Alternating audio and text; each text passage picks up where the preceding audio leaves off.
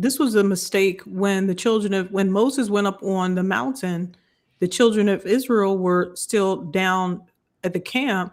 The one of the mistakes that they made is that because Moses took so long, in their opinion, they began to build another idol. They built a golden calf.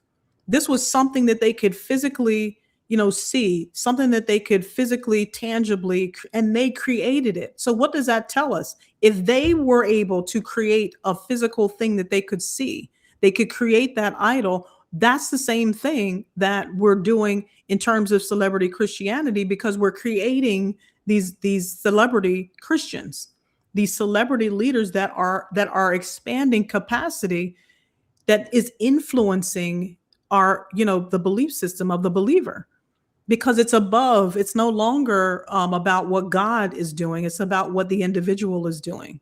And that's a danger. So if we're not cognizant of that piece, if we're not cognizant that we are creating an idol above God, that's where we start. We have to start there. So yeah, I mean, I think we definitely need to know what is celebrity Christianity.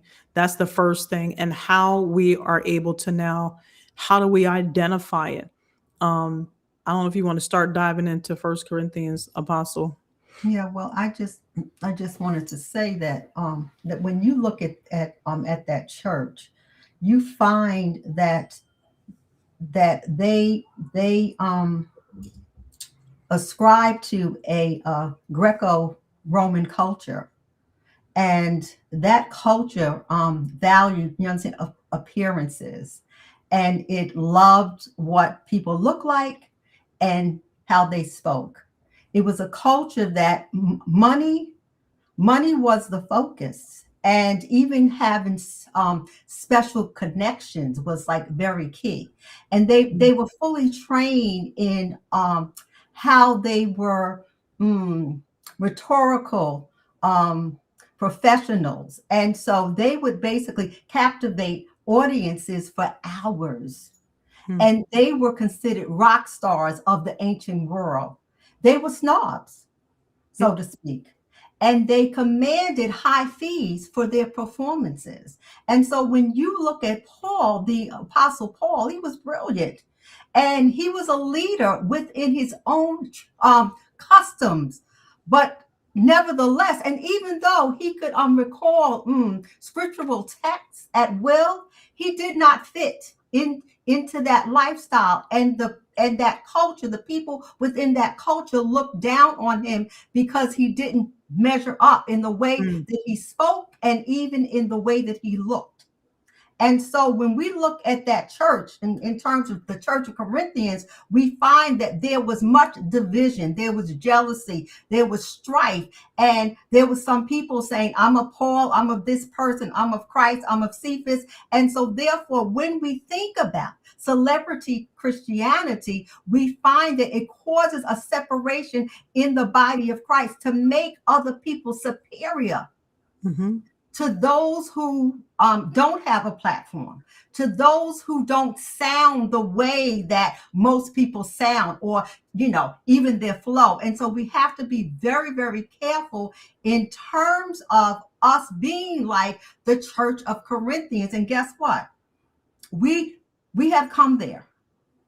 And so tonight, this dialogue, or this discourse, is not about calling out individuals.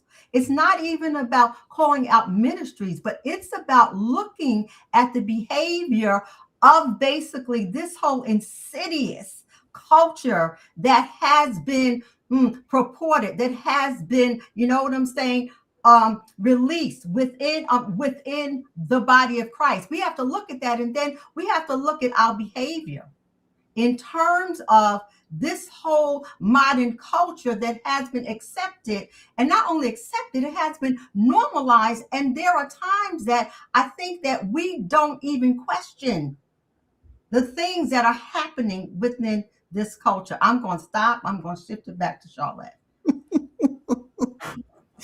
No, you're right, Apostle. I mean, you could, the sad part is that I don't think the majority of people have even believed that that they're in or have adopted this celebrity Christianity. I think it's yes, it's some nuance, but it's not something that people actually believe that they have literally contributed to. We've all contributed to it.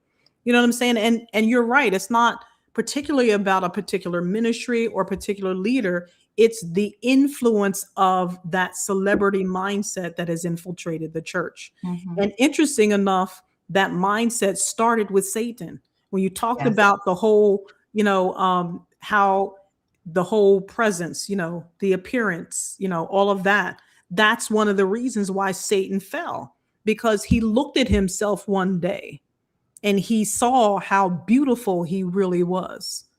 And that was his demise.